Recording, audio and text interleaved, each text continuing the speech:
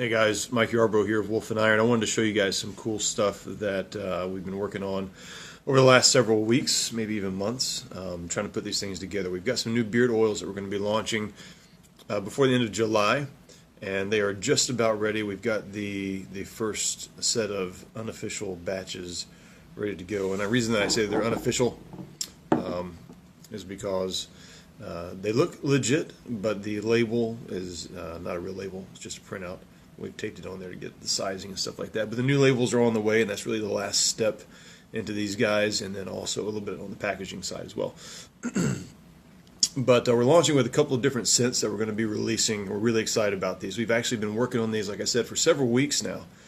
And the whole team has been involved. The whole Rustic and Maine and Wolf and Iron side of the house has been involved in these things. And what we've done is we've actually took 20 different scent profiles and laid them out, just different essential oil combinations that we thought would be good, and really narrowed those down to maybe like the top 10, and then the top 4, and then finally the top 3 that we wanted to choose for these guys. And I couldn't be more excited about how they turned out, but also just about the message that they're kind of getting across.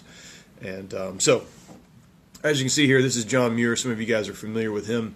He is or was a mountaineer explorer fellow, and very much his writings and essays and things had a lot to do with just getting sort of the American public's mind around the importance of establishing our national parks and having protected lands, and how important that was going to be for the next generation.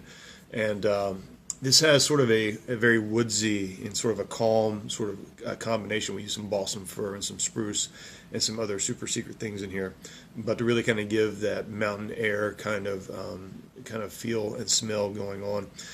All of these are very light oils that I'm going to show you guys, and I'll talk a little bit about why we've chosen the particular the scent profiles, but also kept the ingredients very simple.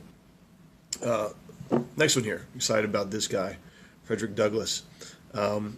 Prominent American figure, man who basically obtained his own freedom, and became someone who kind of broke through all the stereotypes of what people thought was capable of black men, and particularly those of the slave in the slave trade were capable of. Intelligent, well-spoken, tremendous American hero here, and he's got this sort of what we call an earthy and a dignified smell in this beard oil, and I don't know if that's what Frederick Douglass smelled like or if he would have appreciated it, but I think he would have. I think it goes very good with it. I'm trying to think about how to describe it.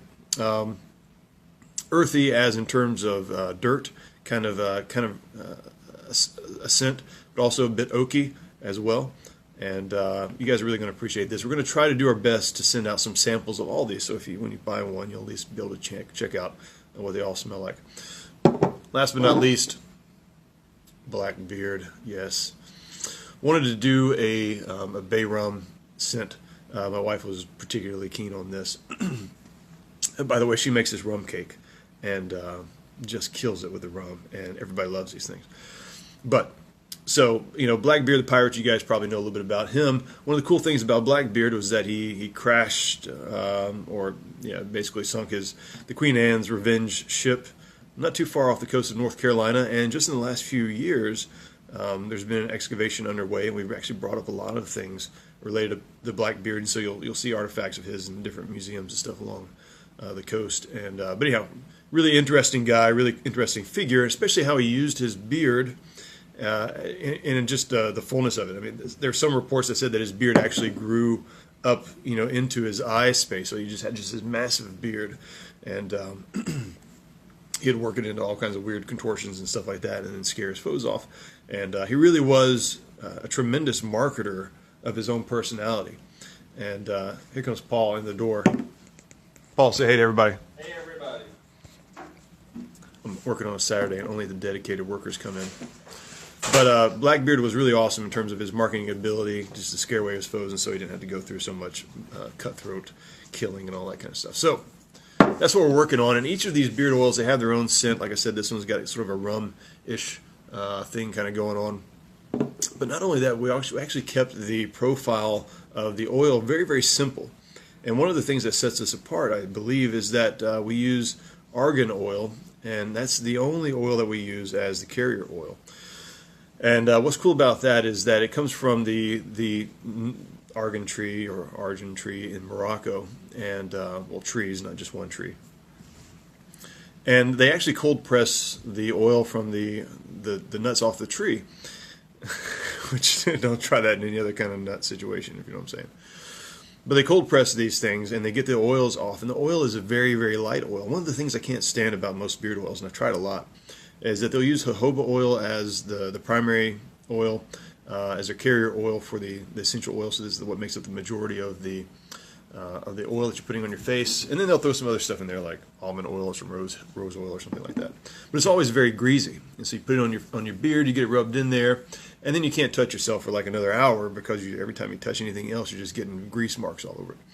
And so what we decided to do was use argan oil, and the reason is because it's so light, it actually absorbs really, really well and very quickly into the skin and your beard hairs, which is exactly what beard oil is supposed to do. So not only do we have some cool characters and some awesome scents, but we've also got, I think, what is probably the best beard oil you're going to find on the market. Can't wait to release these guys and show these things to you guys.